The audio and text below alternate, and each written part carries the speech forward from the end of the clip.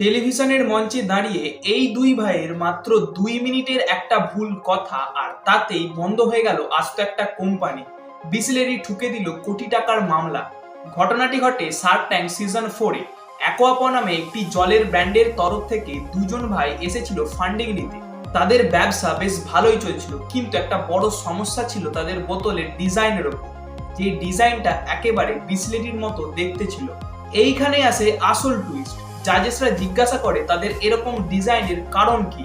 তখন দুই ভাই উৎসাহের সাথে ক্যামেরার সামনে বলে ফেলে আসলে তারা ইচ্ছা করে বিসলেরির নাম আর ডিজাইনকে ব্যবহার করেছে কাস্টমারকে টানার জন্য, আর এটার জন্য তারা 70 লাখ টাকার ফান্ডিংও পেয়ে যায়।